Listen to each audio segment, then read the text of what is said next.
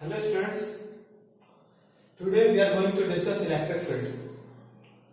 आप लोग DK sir physics classes में जाकर इलेक्ट्रोस्टैट का 6 लेक्चर वहां पर है, तो आप 6 लेक्चर देख सकते हैं from the beginning of the electrostat. Electrostat क्या होता है, इलेक्ट्रिक चार्ज क्या होता है, हम लोग इलेक्ट्रिक चार्ज को कैसे मेजर करते हैं, कैसे पता करते हैं sign convention of electric charge. फिर उसके बाद हम लोग को Coulomb's law, principle of superposition, ये सारे इंफॉर्मेशन जो है वहां पर दिए हुए हैं. आप जाइए और 1 बाय 1 करके आप लेक्चर को देखिए, आपको बहुत हेल्प होगा. तो आज हम इलेक्ट्रिक फील्ड के बारे में डिस्कस करने जा रहे थे. इलेक्ट्रिक फील्ड होता क्या है, सबसे पहले बात करते हैं. तो इलेक्ट्रिक फील्ड जैसे कोई सोर्स चार्ज है, क्या है, सोर्स चार्ज है. मतलब इलेक्ट्रिक फील्ड आ रहा होगा माइंड में, तो one thing important in your mind कि जरूर कुछ ना कुछ फील्ड की बात हो रही हो. तो फील्ड किसकी फील्ड की बात हो रही हो, तो हम लोग इलेक्ट्रिक चार्ज की जो फील्ड होती है उसके बारे में बात हो रही हो. तो ये इलेक्ट्रिक चार्ज है जो कि अपना फील्ड क्रिएट करता है. That field is see here,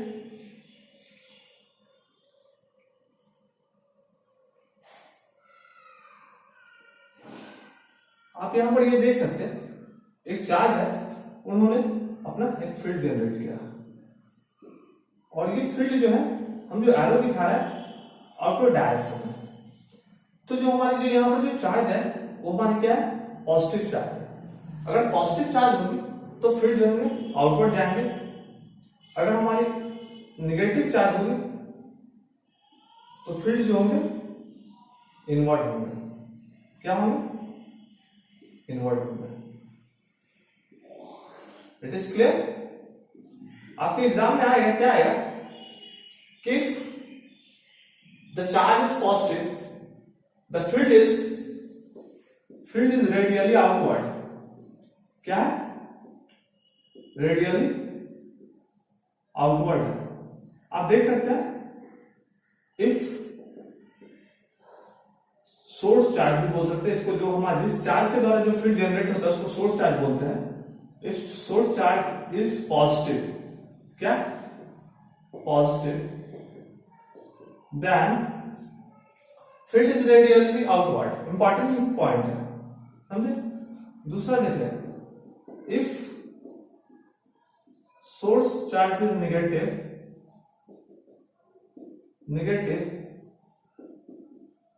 then field मतलब कहने मतलब electric field, electric field is radially inward. क्या होंगे, इनवर्ड होंगे. क्लियर है. तो आपको यहां से समझ में आ गया होगा कि अगर पॉजिटिव चार्ज है तो फील्ड मेरा आउटवर्ड जाएगा, अगर निगेटिव चार्ज है तो फील्ड इनवर्ड आएगा. ठीक है. तो अभी हम क्या बात करते हैं कि क्या ये जो फील्ड है थ्रू आउट सेम है. तो हम लोग बात करते हैं, ये देखिए मान लीजिए पॉजिटिव चार्ज है, ठीक है. तो पॉजिटिव चार्ज के द्वारा जो फील्ड जनरेट हो रहा है आप देखते रहिए इधर.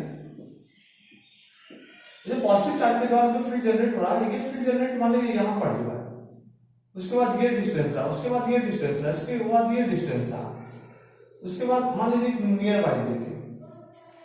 तो क्या होगा कि जैसे जैसे आप लोग दूर जाते जाएंगे क्या होगा कि फील्ड का स्ट्रेंथ जो है वो कम होता चला जाएगा.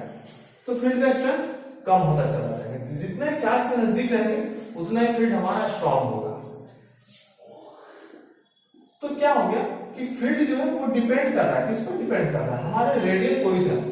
रेडियल पोजीशन मतलब कहने का मतलब कि जो सोर्स चार्ज है उससे हम जैसे जैसे हम लोग दूर जाएंगे या जैसे जैसे उसके नजदीक रहेंगे तो उस पर डिपेंड कर रहा है. तो रेडियल पोजीशन पर हमारा क्या डिपेंड कर रहा है, फील्ड का स्ट्रेंथ डिपेंड कर रहा है. ठीक है. तो अब इसकी बात करते हैं इलेक्ट्रिक फील्ड. तो इलेक्ट्रिक फील्ड में होता क्या, सबसे पहले कि जो हमारे एक सोर्स चार्ज है, सोर्स चार्ज एक फील्ड क्रिएट करता है. उस फील्ड में हम लोग को एक टेस्ट चार्ज लाते हैं. उस टेस्ट चार्ज पर हम लोग उस फील्ड का इफेक्ट देखते हैं कि उस टेस्ट चार्ज पर क्या इफेक्ट आ रहा है. तो जैसे में इसको नोट डाउन कर लीजिए. इलेक्ट्रिक फील्ड पहला तो क्या है, it is a vector quantity. क्या है, वेक्टर क्वांटिटी, ठीक है, it is a vector quantity.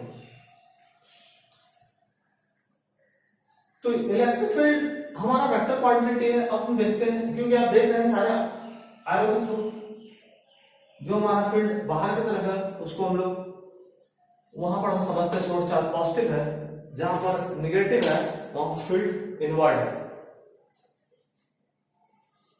अब देखिए,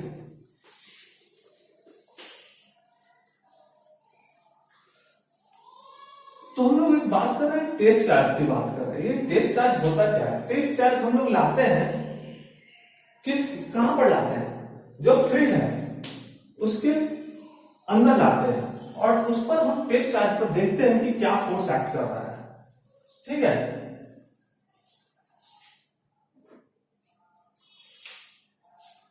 ठीक है, तो मान लीजिए कोई पॉजिटिव चार्ज है, ठीक है, हमने कोई पोजीशन आर, एक क्या लिया आर पोजीशन वेक्टर, ये पॉजिटिव चार्ज है।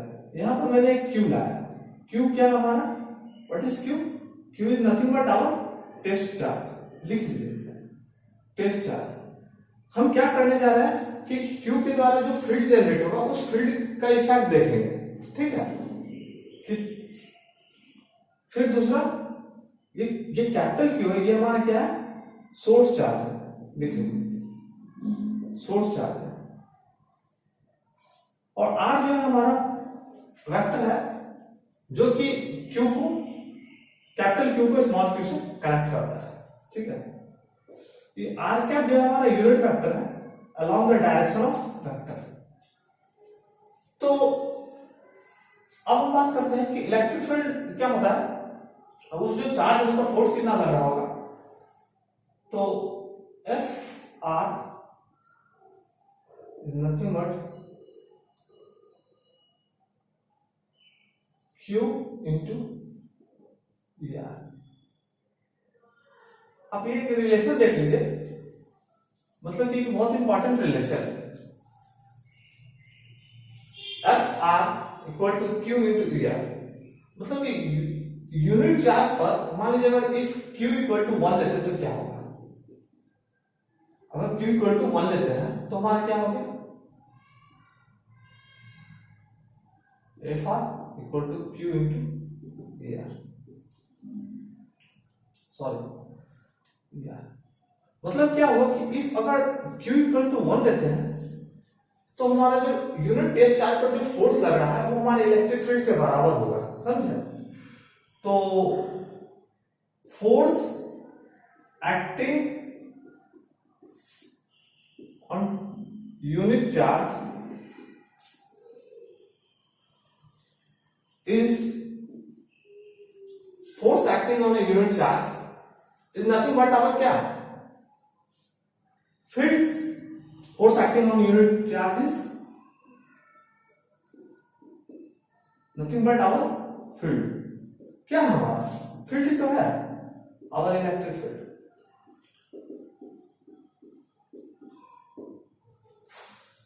तो अगर हम बात करते हैं, अगर इस एक्सप्रेशन की बात करते हैं, यहां से आप देख लीजिए, तो electric field R is nothing but F R Y by Q, ये लिख सकते हैं।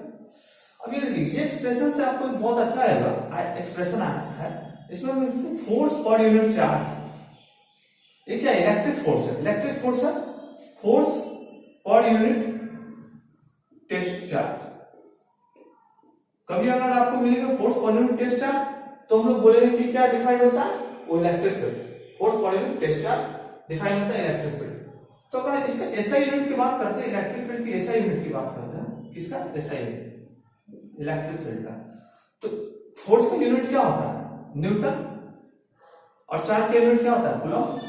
तो न्यूटन पर कूलम जो है वो SI unit of electric field है,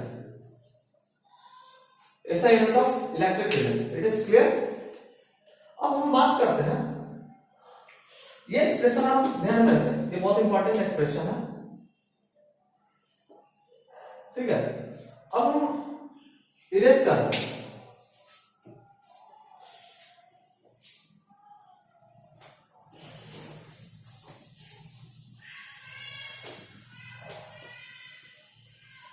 जैसे करना। तो होगा क्या,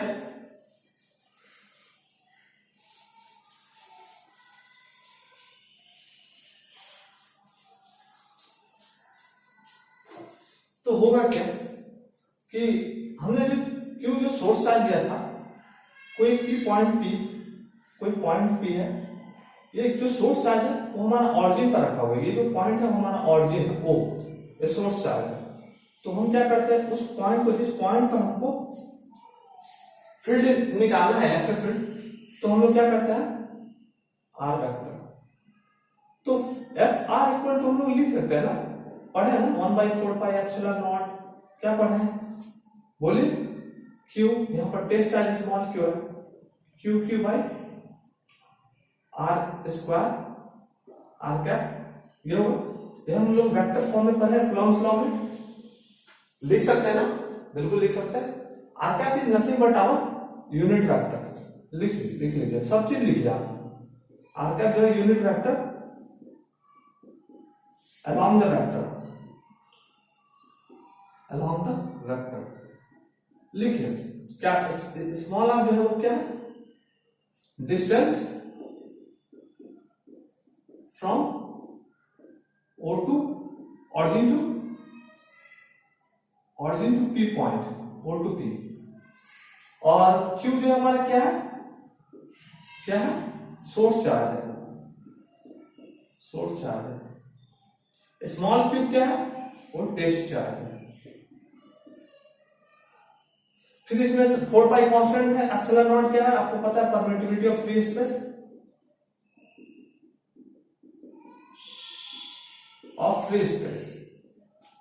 ये सारी चीज पता है।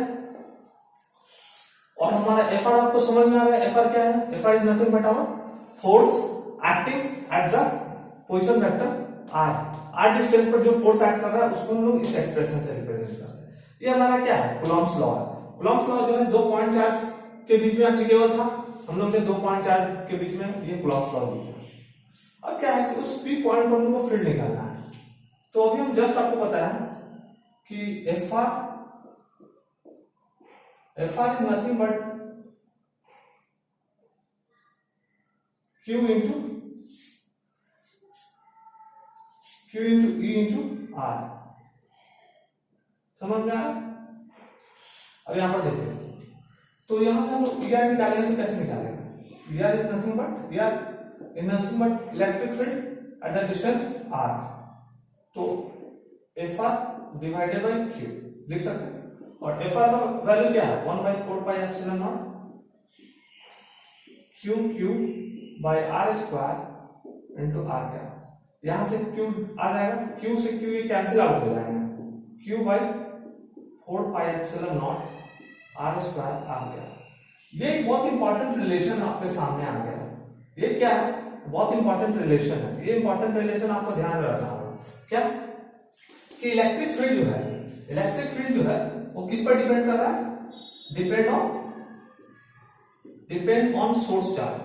पहला तो सोर्स चार्ज पर डिपेंड कर रहा है। अगर कोई आपसे पूछेगा कि इलेक्ट्रिक फील्ड किस पर डिपेंड कर रहा है, तो सोर्स चार्ज पर डिपेंड कर रहा है, जो हमारा फील्ड जनरेट करने में रिस्पॉन्सिबल है। ये जो टेस्ट चार्ज होता है, एक टेस्ट चार्ज ये काफी, क्यों जो टेस्ट चार्ज ये काफी नेग्लिजिबल होता है, इट इज वेरी नेग्लिजिबल,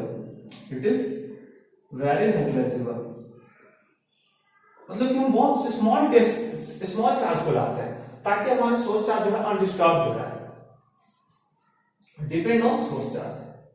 दूसरा, ये आर जो हमारा ये डिस्टेंस है, तो depends upon distance from origin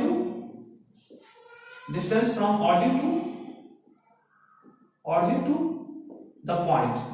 जिस पॉइंट ऑरिजिन मतलब ओ से पॉइंट पी पर जो डिस्टेंस है उस पर, और बाकी सारे तो कांस्टेंट है। 1/4 pi epsilon not I have already explain. 1/4 pi epsilon not का वैल्यू कितना होता है, 9 × 10⁹। क्लियर है, तो 1/4 पाई एप्सिलॉन नॉट का वैल्यू 9 × 10⁹ होता है। तो हमारा इलेक्ट्रिक फील्ड का स्ट्रेंथ किस पर डिपेंड किया, depends on the source charge. दूसरा, distance from the origin to the point. मतलब जैसे जैसे हम लोग, अगर ये देखिए बात करते हैं, अगर r की वैल्यू बढ़ाते जाते हैं तो क्या होगा, इलेक्ट्रिक फील्ड घटता चला जाएगा, मतलब कि डिस्टेंस बढ़ेगी तो हमारा इलेक्ट्रिक फील्ड घट जाएगा, और सोर्स चार्ज का वैल्यू बढ़ा दीजिएगा तो इलेक्ट्रिक फील्ड बढ़ जाएगा। ठीक है, इसको नोट डाउन कर लीजिए। यहीं पर देखिए आप एक important point, if R increases, मतलब आर को अगर बढ़ाते हैं देन इलेक्ट्रिक फील्ड जो हमारा क्या वैल्यू होगा, वो घट जाएगा। इफ क्यू का वैल्यू बढ़ा देते हैं तो क्या होगा, इलेक्ट्रिक फील्ड हमारा बढ़ जाएगा।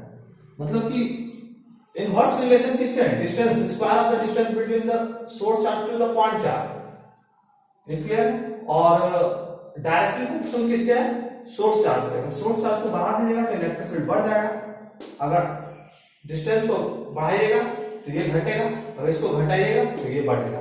इनवर्स रिलेशन में ऐसा ही होता है, एक के बढ़ने से दूसरा घटता है, दूसरे के बढ़ने से पहला घटता है, तो वो जो होता है इनवर्स, और एक के बढ़ने से दूसरा बढ़ रहा है तो वो डायरेक्टली प्रोपोर्शनल होता है। क्लियर है यहां तक? चलिए नोट डाउन कर लीजिए। और देखिए हमारे जितने भी लेक्चर है, सारे लेक्चर आप जाइए, देखिए, समझिए, बहुत ही इजी लैंग्वेज में समझाया गया है कि अगर कोई टॉपिक में छोटे छोटे टॉपिक को, एक बड़े टॉपिक को हम छोटे छोटे टॉपिक में ब्रेक कर देते हैं, क्योंकि एक बड़ा टास्क को अगर जितने स्मॉल टास्क में ब्रेक कर देते तो उतना ही आसान होता है उस बड़े टास्क को कंप्लीट करना। तो इसलिए हम एक इंपॉर्टेंट चीज आप लोगों को बताते हैं कि इफ योर बिग गोल को आप कितना करें, एज स्मॉल एज पॉसिबल में आप उसको ब्रेक आउट कीजिए, और आप छोटे छोटे टास्क को कंप्लीट करते जाइए, ऐड होते जाएगा, और एक दिन वो बड़ा टास्क भी कंप्लीट हो जाएगा। तो इलेक्ट्रिक फील्ड अभी हम देखते हैं, अब हमारे सिस्टम ऑफ चार्ज, अभी हम जनरली एक चार्ज के बारे में बात कर रहे थे, तो electric field due to system of charge.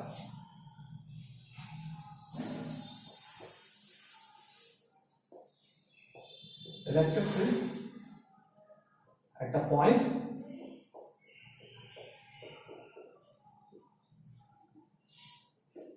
Due to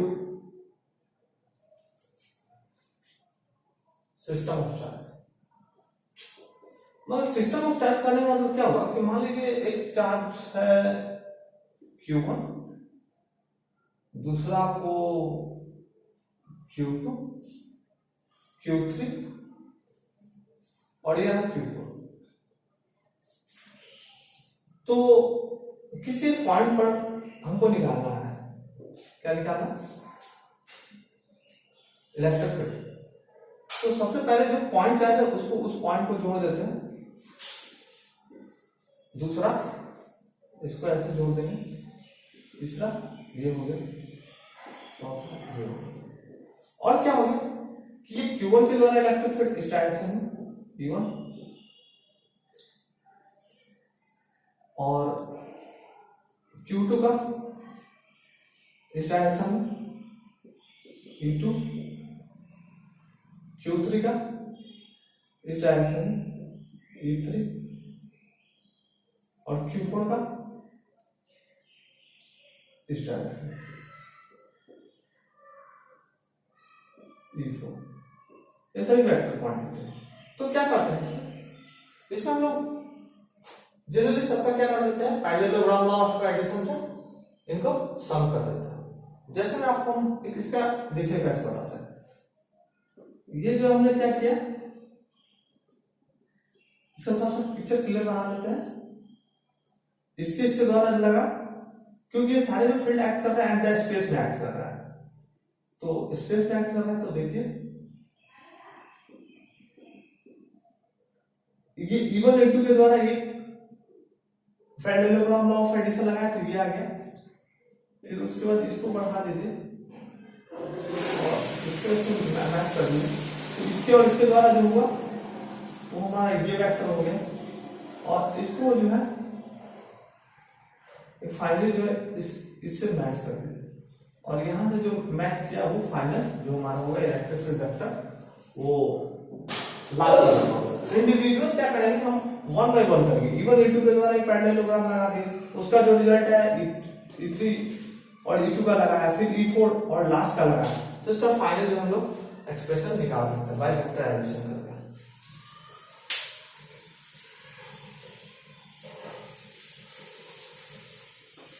तो होता क्या है, वेक्टर एडिशन करने में जो हमारा जो Q1 था, हमारे लिए Q2 था और Q3 Q4 है।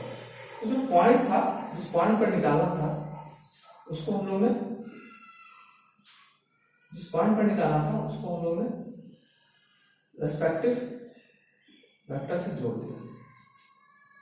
तो ये हमारा मान लीजिए फर्स्ट चार्ज है, तो R1 P लिख दे रहे हैं वेक्टर, ये P पॉइंट है, ये हमारा Q1 Q2 Q3 जो हमारा सोर्स चार्ज है, ये Q3 है, तो Q3 को लिख देते हैं R3P, Q2 है R2P, Q4 है R4P, और इन सबको क्या कर देते हैं हम लोग, ऐड कर देते हैं। तो हम लोग लिख सकते हैं E1 is nothing but 1/4 pi epsilon not Q1 divided by R1P का स्क्वायर, R1P यूनिट का, ये क्लियर है। E2 1/4 pi epsilon not Q2 R2P का स्क्वायर, R2P यूनिट का। E3 1/4 pi epsilon not Q3 R3P का स्क्वायर, R3P यूनिट का। E4 1/4 pi epsilon not Q4 R4P का square, R4P unit vector. अब क्या करते हैं हम, इस सबका सम जो है, रिजल्टेंट जो वेक्टर होगा, resultant vector is nothing but the sum of the all. तो सम ऑफ द ऑल मतलब कि E1 vector plus E2 vector plus E3 vector plus E4 vector, जब सबको सम करेंगे रेस्पेक्टिव वैल्यू, सबको सम करेंगे तो हम एक जनरलाइज इक्वेशन लिखते हैं। तो जनरलाइज क्या इक्वेशन लिखेंगे, 1/4 पाई एप्सिलॉन नॉट तो कांस्टेंट है, उसको बाहर ले लेते हैं, ठीक है। Summation of QI R into P where I vary from 1 to n। अभी देखिए I इक्वल टू 1 डालेगा तो हमारा फर्स्ट एक्सप्रेशन आ जाएगा, I इक्वल टू 2 डालेगा तो सेकंड एक्सप्रेशन आ जाएगा, I इक्वल टू 3 डालेगा तो थर्ड एक्सप्रेशन आ जाएगा, I इक्वल टू 4 डालेगा तो फोर्थ एक्सप्रेशन आ जाएगा। तो इस तरह से क्या हो गया, हमारा जनरलाइज फॉर्म हो गया। क्या हो गया, इलेक्ट्रिक फील्ड का जनरलाइज फॉर्म। नोट डाउन कर लीजिए। तो ये जो था हमारा सिस्टम ऑफ, ये n चार्ज के लिए, मान लीजिए ऐसे नंबर ऑफ चार्ज है, हमारा सिस्टम ऑफ चार्ज करने मतलब कि मान लीजिए ये Q1 Q2 ऐसे बढ़ते चला जाएगा, Qn n number of charge है। तो हम लोग क्या करेंगे, n नंबर ऑफ चार्ज है तो पहला स्टेप क्या करेंगे हम लोग, जिस पॉइंट पर निकालना है उसको, उस चार्ज से उस पॉइंट को कनेक्ट करेंगे। तो कनेक्ट करने के बाद उसके बाद रेस्पेक्टिव फील्ड का हम लोग क्या करेंगे, वेक्टर एडिशन कर लेंगे by using triangle of addition या पैरेललोग्राम ऑफ एडिशन लगा के हम लोग कर लेंगे vector addition. After that final result होगा electric field at that point हो जाएगा। इट इज क्लियर, ठीक है। Thank you for watching.